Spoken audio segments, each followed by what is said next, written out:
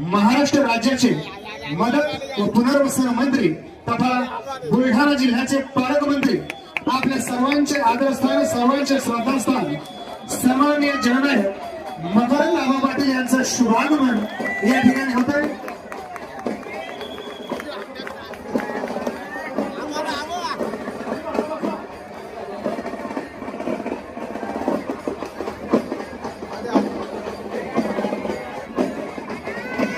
आणि या ठिकाणी आपल्या सर्वांचे लाडके महाराष्ट्र राज्याचे पालकमंत्री, महाराष्ट्र राज्याचे मदत व पुनर्वसन मंत्री, बुलढाणा जिल्ह्याचे पालकमंत्री जननायक मकरंद आबा पाटील यांचं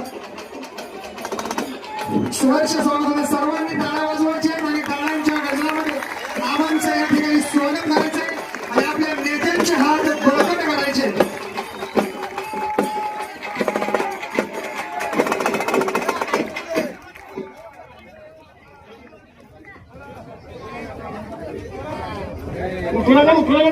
जननायक मकरंद आबा पाटील यांचा, राष्ट्रवादी काँग्रेस पार्टीचा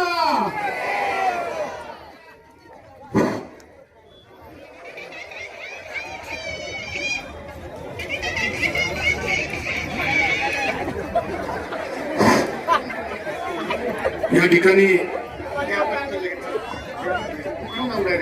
ठिकाणी आपल्या सर्वांचे लाडके नेते सन्माननीय मकरंद आबा पाटील मदत व पुनर्वसन मंत्री महाराष्ट्र राज्य यांचा सन्मान शुरवा नगरीच्या वतीने होतोय। दादांचं आबांचं मनपूर्वक स्वागत।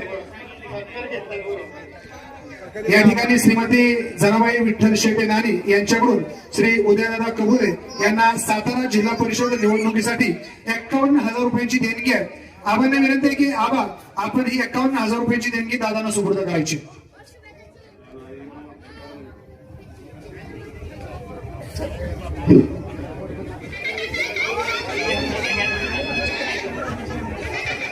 जिल्हा परिषद जननायक मकरंद आबा पाटील बोलतील। सर्वांनी एकदा जोरदार टाळ्या आबांसाठी।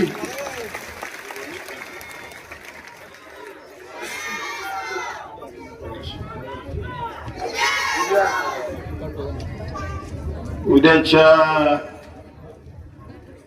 7 तारखेला होऊ घातलेल्या जिल्हा परिषद आणि पंचायत समितीच्या निवडणुकीच्या निमित्तानं आपल्या शिरवळ जिल्हा परिषद गटाचे अधिकृत राष्ट्रवादी काँग्रेसचे उमेदवार उदयदादा कबुले, शिरवळ पंचायत समिती गणाच्या अधिकृत राष्ट्रवादी काँग्रेसच्या उमेदवार छायाताई जाधव आणि पळशी गणाच्या राष्ट्रवादी काँग्रेसच्या अधिकृत उमेदवार शारदाताई जाधव या तिन्ही उमेदवारांच्या प्रचाराच्या निमित्तानं मी आता मंचकावरचं कुणाचंच नाव घेणार नाही। मंचकावरचे सर्व सन्मान्य मान्यवर उपस्थित मोठ्या संख्येनं या तिन्ही उमेदवारांना पाठिंबा व्यक्त करण्याकरता जमलेले आपण सर्व मला आदरणीय असणारी वडीलधारी माता भगिनी, पत्रकार बंधू आणि माझ्या तरुण सहकारी मित्रांनो, आता उद्याचाच दिवस मध्ये आणि परवा दिवशी आपण सगळेजण जिल्हा परिषद पंचायत समितीच्या मतदानाला सामोरं जाणार आहे। मी आज तुम्हाला विनंती करण्याकरता या ठिकाणी उपस्थित आहे की हे तिन्ही उमेदवार की जे घड्याळ चिन्ह घेऊन आपल्या समोर आलेले आहेत, या तिघांना आपलं पवित्र मतदान करून प्रचंड मताधिक्याने विजयी करावं ही आग्रहाची आणि कळकळीची विनंती मी आपल्याला करतो। खरं तर गेले 4 टर्म माझ्यासारख्या कार्यकर्त्याला तुम्ही विधानसभेमध्ये प्रतिनिधित्व करण्याची संधी दिली आणि तुम्ही पाहिलं अनेक प्रश्न या मतदारसंघामधले आपण सोडवण्याचा प्रयत्न केला। अनेक लोकांना आपण न्याय देण्याचा प्रयत्न केला। कामकाज करत असताना सर्वसामान्य माणूस हा केंद्रबिंदू मानून आम्ही मंडळींनी कामकाज केलं आणि तुम्हा सगळ्यांचं प्रेम सुद्धा आम्हाला त्याच ताकदीनं प्राप्त झालं. खर तर कालची 28 तारीख ही आपल्या सगळ्यांच्या दृष्टीनं अतिशय दुर्दैवी तो दिवस होता असं म्हणलं तर काही वावगं होणार नाही. आपल्या सगळ्यांचे लाडके नेते आणि या राज्याचे लोकप्रिय उपमुख्यमंत्री अजितदादांचं अतिशय दुर्दैवी आणि दुःखद निधन झालं. ती घटना घडली तेव्हा आपल्याला कुणाला खरं वाटलं नाही की असं काहीतरी घडलं असावं. खर तर दादांसारखं एवढं उत्तुंग नेतृत्व या राज्याला लाभलं. दादांची काम करण्याची पद्धत, दादांचा स्पष्ट वक्तेपणा, दादांचा निडरपणा आणि एकदा दिलेला शब्द पाळणारा नेता म्हणून दादांची ओळख महाराष्ट्रभर होती. कैलासवासी यशवंतराव चव्हाण साहेब असतील, आपले ज्येष्ठ नेते आदरणीय शरद पवार साहेब असतील, किंबहुना पुरोगामी विचार स्वीकारून शिवशाहू फुले आंबेडकरांचा विचार स्वीकारून दादांनी या राज्यामध्ये राजकारण समाजकारण करण्याचा प्रामाणिकपणाने प्रयत्न केला. खर तर आम्हा मंडळींवर दादांचे फार मोठे उपकार आहे. 2004 ची मला उमेदवारी प्राप्त झाली ती फक्त आणि फक्त अजितदादांच्या मुळे मिळाली आणि आजही राज्याचा कॅबिनेट मंत्री म्हणून जे मला काम करण्याची संधी प्राप्त झाली ती सुद्धा दादांच्याच कृपेमुळे झाली. उदयराव सुद्धा जिल्हा परिषदेचे अध्यक्ष झाले. मला आठवतंय, मला रात्री 8-8:30 वाजता अजितदादांचा फोन आला की मकरंदाबा, जिल्हा परिषदेचे पदाधिकारी आपण कोण कोण करायचे. सगळी 5-6 नावं अख्ख्या सातारा जिल्ह्यातली मी सांगितली ती अजितदादांनी सगळीच्या सगळी नावं फायनल केली. त्यामध्ये तुमच्या सुपुत्राला अपक्ष असताना सुद्धा अध्यक्ष अजितदादांमुळे होऊ शकलं. हे फक्त आणि फक्त अजित पवारच करू शकत होते. मला सांगा, एका बाजूला राष्ट्रवादी काँग्रेसची थंबीन मेजॉरिटी जिल्हा परिषदेमध्ये आणि त्या जिल्हा परिषद मध्ये अपक्ष निवडून आलेला एक व्यक्ती जिल्हा परिषदेचा अध्यक्ष होतो. हे फक्त आणि फक्त अजितदादा करू शकतात. दुर्दैवानं आज दादा आपल्यात नाही. फार मोठी पोकळी आज तुमच्या आमच्या समोर निर्माण झालेली आहे.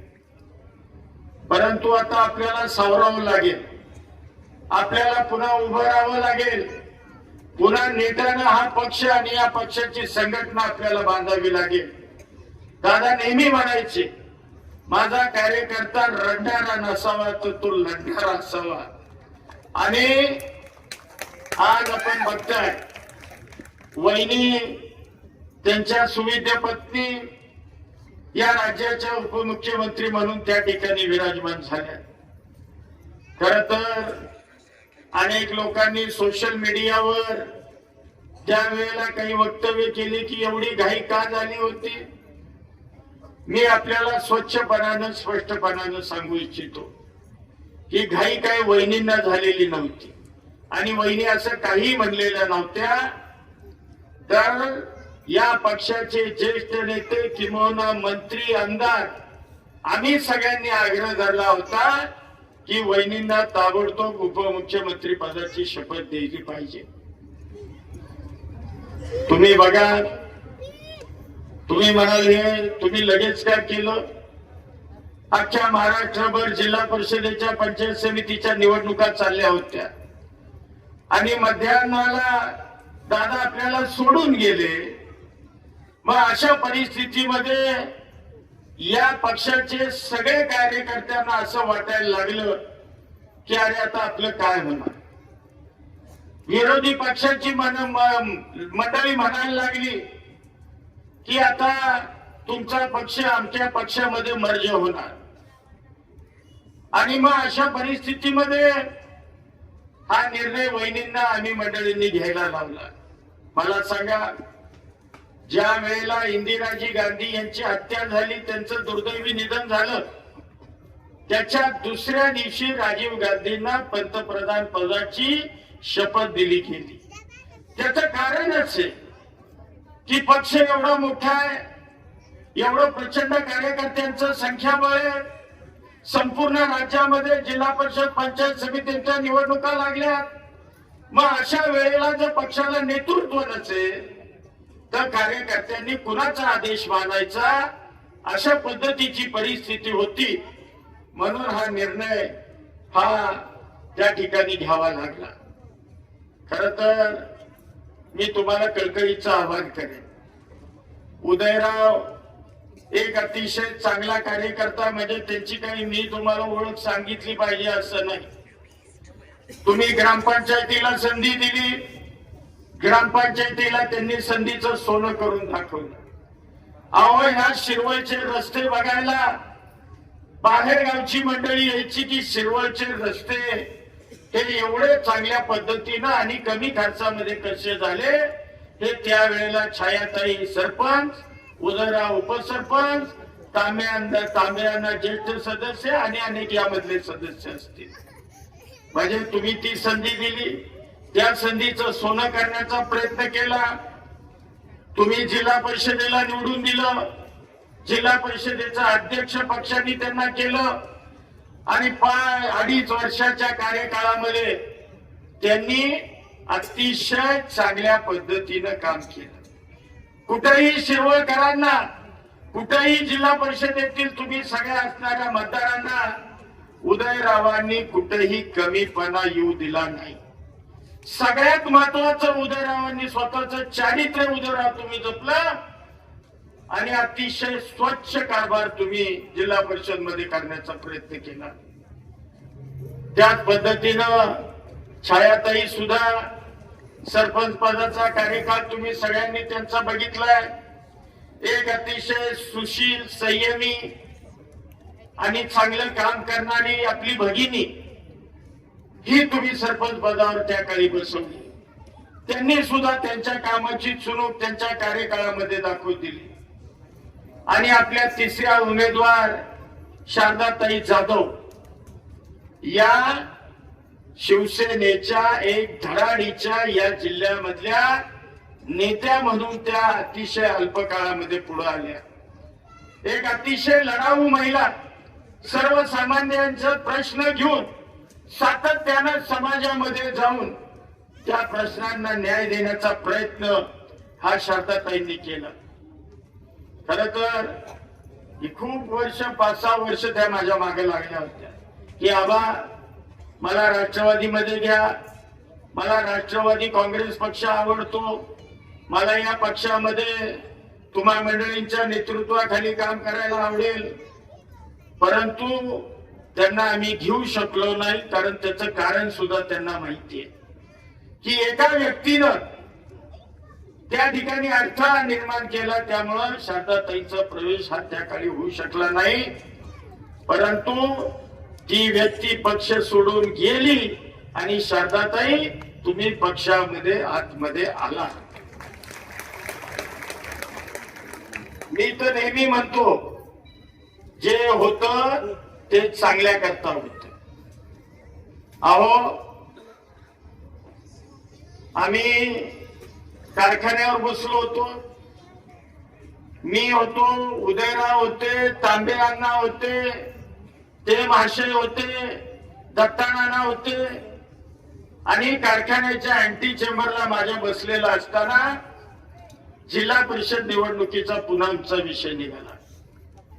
उदयरावांनी, तांबे अण्णांनी दोघांनी पुढाकार घेऊन सांगितलं की निवडणूक जिल्हा परिषदेची तुम्ही लढा, आम्ही थांबतो, आम्ही तुम्हाला निवडून आणतो.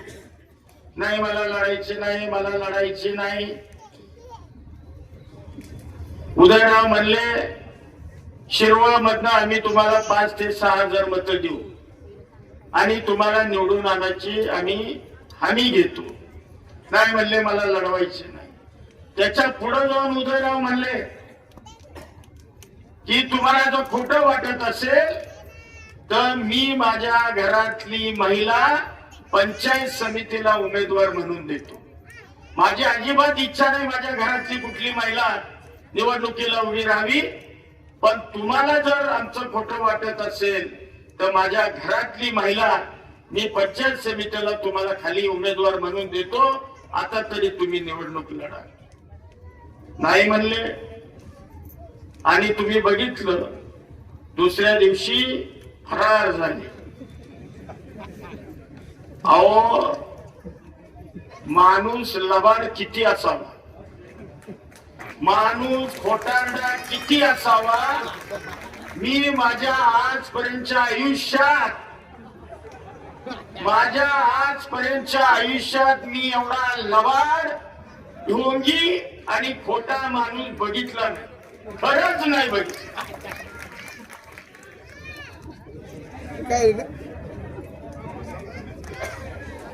अहो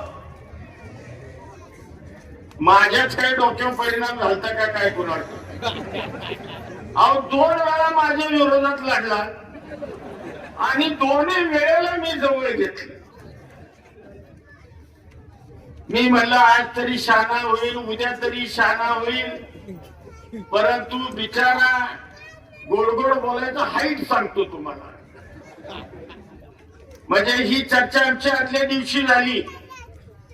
हे महाशय ग्रामीण विकास मंत्र्यांना भेटायला रस्त्याने निघाले होते, पोचले होते आणि मला फोनवर सांगताय की बाबा आपल्याला ती निवडणुका नीटनेटक्या पार पाडायच्या, व्यवस्थित आपण काय काळजी करू नका, चांगल्या पद्धतीनं. अरे काय भयंकर माणूस आहे मला सांगा. म्हणजे मी तुम्हाला आज एवढ्या सगळ्यांच्या साक्षीनं सांगतो, इथून पुढं त्या व्यक्तीला माझ्याकडं थारा असणार नाही. मी राजकारणात एक वेळ घरी बसेन, परंतु तुला आता माझ्याकडं थारा नाही नाही नाही. म्हणजे अरे जनतेलाही उल्लू बनवलं ना आम्हालाही उल्लू बनवलं. असो काय मगाशी उदयरावांनी उल्लेख केला, म्हणले 14 गावांना आता माशेत पाणी आणायला निघाले आणि मांढरदेवचा रस्ता करायला निघाले. हे बघा निवडणुका आल्या की बाहेरचे मंत्री येतात, नेते येतात, बोलतात आणि जातात, परंतु मकरंद पाटील याच भूमीतला आहे. मकरंद पाटलाला निवडून तुम्ही दिलेलं आहे विधानसभेवर आणि हा मकरंद पाटलानं तुम्हाला मागच सांगितलेलं आहे. कारण नीरा देवघरचं काम मेन कॅनॉलचं तुम्ही जाऊन बघा, आपल्या खंडाळा तालुक्याच्या शेवटच्या टोकापर्यंत आता कॅनॉलचं काम पूर्णत्वाला गेलंय. शेखवीरवाडी, गावडेवाडी, वाघोशी या तिन्ही उपसा सिंचन योजना याचं टेंडर आपण पेपरमध्ये पब्लिश केलंय. म्हणजे त्याही योजना सुरू होणार आणि त्यामुळं आपल्या खंडाळा तालुक्यातली तब्बल 27,000 एकर क्षेत्र हे ओलिताखाली येणार आहे. आता उर्वरित बलकवडी कॅनॉलच्या वरच्या 14 गावांची मागणी आहे. आज मी तुम्हाला इथं जाहीरपणानं सांगतो, याच्या आधी मी सांगितलंय, पुन्हा आज सांगतो की 14 गावांना पाणी बाकी कुणी देणार नाही, तर फक्त आणि फक्त मकरंद पाटीलच या गावांना पाणी देणार. अहो बाहेरची माणसं येतील, बोलतील, जातील, त्यांना काही तुम्ही विचारायला जाणार आहे? मकरंद पाटलाला तुम्ही विचारू शकता आणि मकरंद पाटलाला परत तुमच्या दारामध्ये यायचं हे लक्षात ठेवा. त्यामुळं मकरंद पाटील कधीही याच्या मागे खोटं बोलला नाही, आजही बोलत नाही आणि उद्याही मी खोटं बोलणार नाही. निश्चितपणानं जे काही प्रश्न आहेत उर्वरित ते आपण मार्गी लावणारच आहे. त्या पद्धतीनं आपल्याला आता इथून पुढे जायचंय. मी तुम्हाला कळकळीची विनंती करतो. खर तर वेळ खूप झालाय, परंतु या तिन्ही उमेदवारांना आपण विजय करावा. आणि माझे हात जोडून विनंती सगळ्यांना की कृपा करून वर दादाला, खाली अमक्याला, खाली तमक्याला, वर फलाण्याला असलं बिलकुल करायचं नाही. तिन्ही उमेदवारांची खून घड्याळ आहे आणि या घड्याळाच्या तिन्ही उमेदवारांना आपल्याला विजयी करून अजितदादांच्या म्हणजे अजितदादांना आपल्याला ती एक प्रकारची आदरांजली व्हायची. आणि मला खात्री आहे या शिरवळ जिल्हा परिषद गटातील जनता ही सुज्ञ जनता आहे. या जनतेनं स्वतःचा आत्मसन्मान आजपर्यंत राखलेला आहे. कोण काय म्हणतं, मगाशी उदयराव काहीतरी सांगत होते की शिरवळचे लोक असे तसे. शिरवळ काय हे बाहेर जाऊन विचारा. आणि शिरवळ गटातली लोक सुद्धा असो. अधिकचा वेळ न घेता पुन्हा एकदा तुम्हाला सगळ्यांना हात जोडून विनंती करतो की या तिन्ही सीटा आपण प्रचंड मताधिक्यानं त्या ठिकाणी